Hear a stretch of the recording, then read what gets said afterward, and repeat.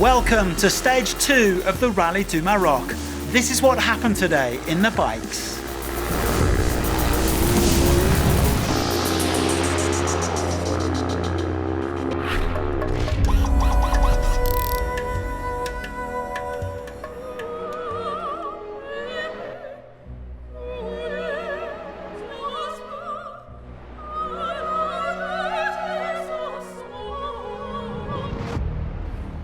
There was another retirement in RallyGP today as Skylar Howes ground to a halt at kilometre 103.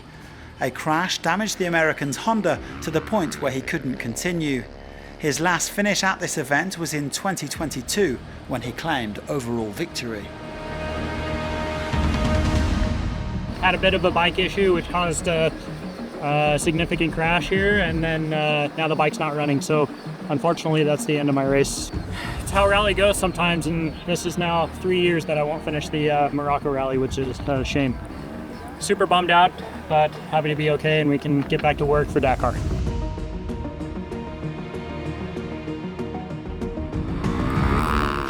It's pretty remarkable to see Adrian van Beveren riding here in Morocco only a few weeks after a nasty crash in Portugal. The Frenchman suffered broken ribs and shoulder injuries, but after intensive therapy, he got the green light to ride this week. He is struggling with stiffness, but gradually improving. 4th place today for the man who describes himself as a rally raid addict.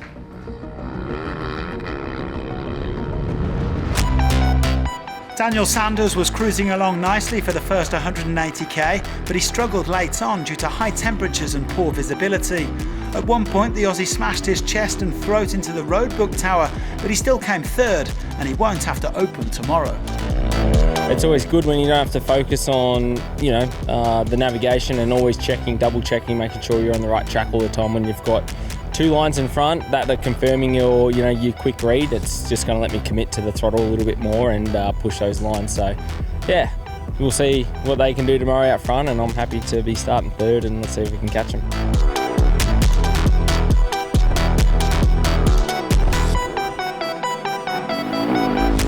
Ricky Brabeck had a much better day than yesterday, improving a few things on the bike and simply having more fun.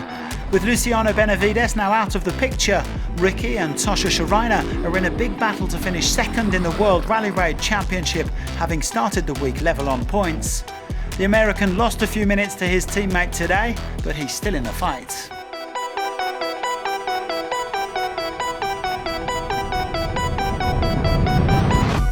Sharina also made some upgrades to his bike settings overnight, and his reward came in the shape of the Stage 2 victory. The Spaniard said it was rough out there, and the poor visibility made it hard to follow Sanders' lines, but in the end he gained almost 4 minutes on the new world champion and almost snatched the overall lead. We took finally the victory, 1st and 2nd for the team, so that's so good. We are in a battle with Daniel and Ricky, with Ricky for the 2nd place, so that's so good. Tomorrow we open the stage, so maybe we will lose a little bit time. I will try to lead all the day and take that bonus, so we will see. Bigger gaps opening up on a high-speed stage. Nacho Cornejo was the best placed of the hero riders in 5th, around 30 seconds ahead of his teammate Ross Branch. Sanders is still on top overall, but the gap to Sharina has been slashed to just 43 seconds, with Brabeck at 4 minutes 15.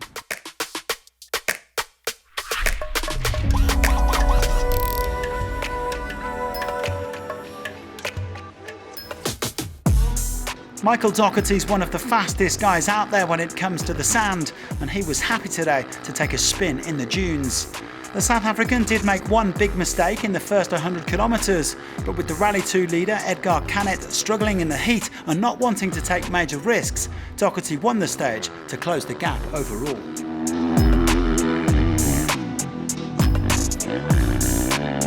The stage was really fun. It had a lot of different kind of terrain, different kind of speed zones, and of course we had some dunes, so that made me quite happy. Navigation was on point after that one mistake, but yeah, happy with the way that they went, and yeah, just looking forward to the next stage, and let's hope we have more dunes. Doherty leading in Konrad Dubrovsky and Tobias Ebster with Canet in fourth. Niels Terek rounded out the top 5 on his factory Covey. Canet is still in control overall though, leading Doherty by a shade over 5 minutes.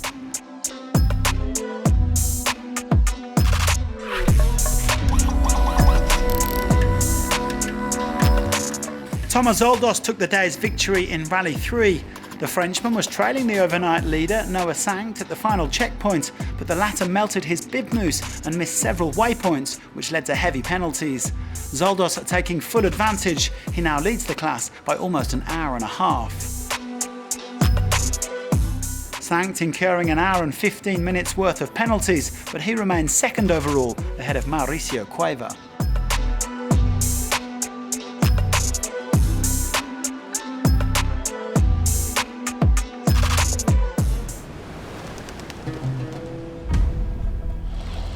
The rally has set up shop in Erfoud on the edge of the Sahara Desert.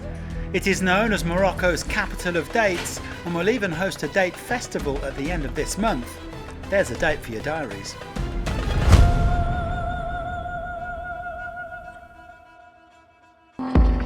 This is stage 2 of the Rallye du Maroc. Strap yourselves in for the ultimate class.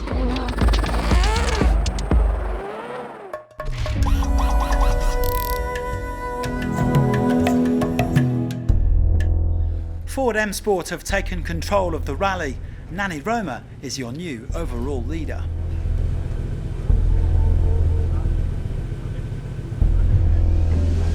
It was good, not easy. I expect less sun and less dunes. I expect more track, but just from the beginning we had a lot of camel grass, a lot of small dunettes, a lot of wets, you know. The beginning it was a little bit tricky, to be honest. We tried to not make mistakes, to keep calm, to be all focused all the way. In the dunes also it's not easy when the light is in the top. But yeah, the car it's really fantastic. We feel well.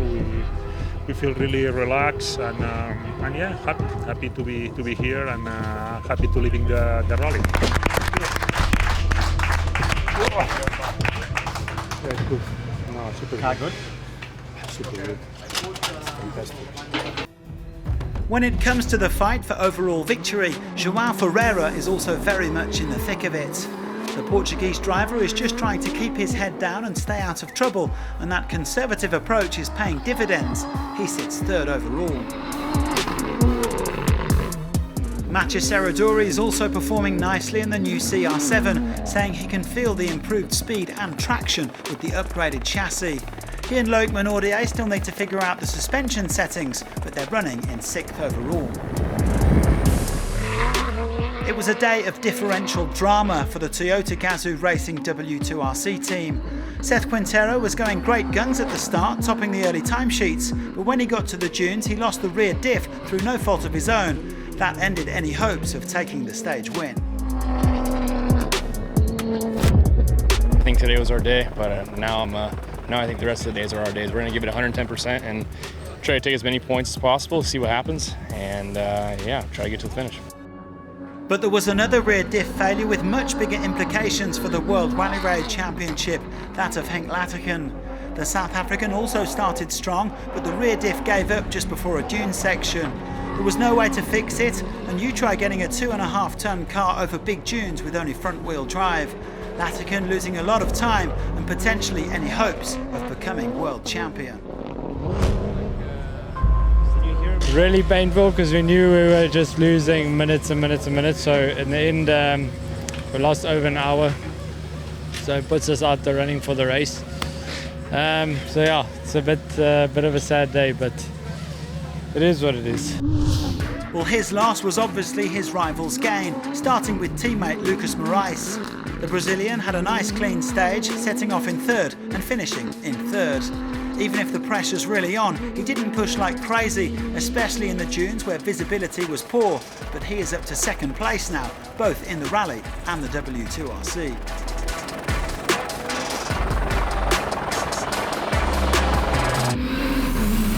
We all expected Nasser Al-Attiyah to hit back after his troubles yesterday, and the Qatari didn't disappoint, storming to the stage win in his Dacia Sandrider.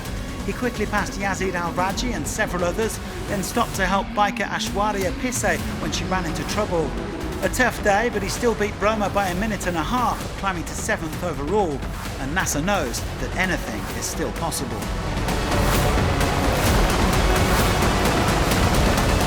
You can have a lot of surprise, you know. Yesterday we lose 12 minutes, and today we win the stage and we come back again, but okay.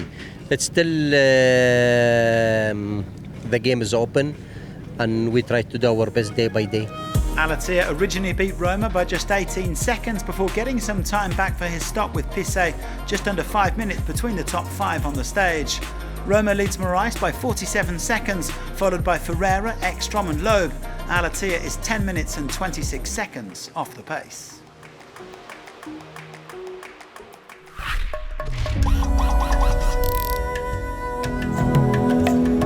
This is a second chance.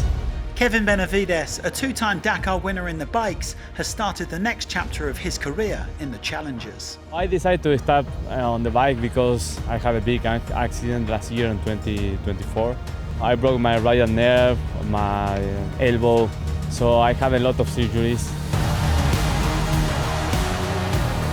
Right now it's much better, but I'm not able to be at 100%, you know. I think I took the right decision, and I think this new chapter on the force wheel also is something that I always hope on this, and I believe, I dream on this.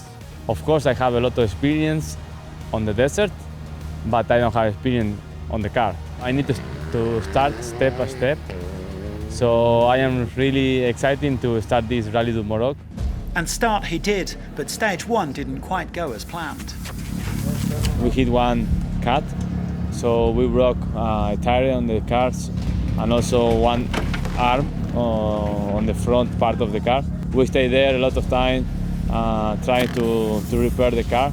So it was a really long day, but I never give up. No indeed, and Benavides fans will be pleased to hear that Kevin had a much smoother day today, finishing 6th in the T3s.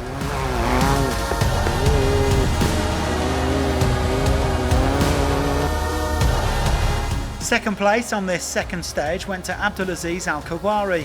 The Qatari comes from a big rally family, and he's competing for Al-Attiyah's team, Nasser Racing.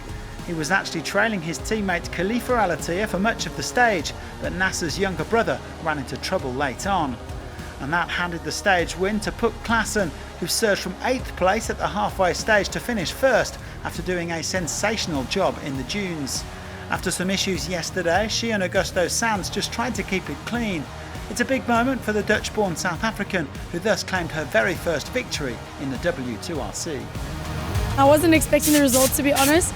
Yeah, we put a lot of work this year into the car, and the team's put a lot of work into everything. So yeah, it's really rewarding to finally have a little stage win.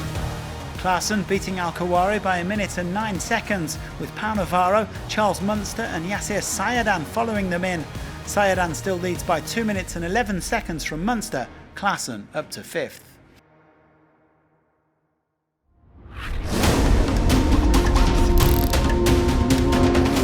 After 2 days of Portuguese power, the Can-Am factory team hit back with a vengeance in the SSVs, completing a 1-2-3 and putting all 4 of their cars in the top 5.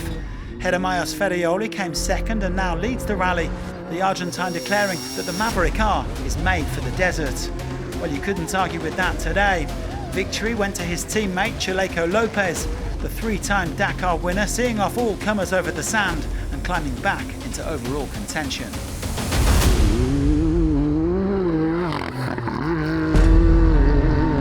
Yeah, it's coming kind of, yeah, for Ferrioli, is first in overall, for me, first today. 3 days more here in Maroc. I pushing us the final kilometer, sure. Helder Rodriguez was the only non-Can-Am factory driver in the top 5, sandwiched between the Americans Hunter Miller and Kyle Cheney. Ferrioli leads from Miller, with the W2RC leader Alexander Pinto slipping to 3rd.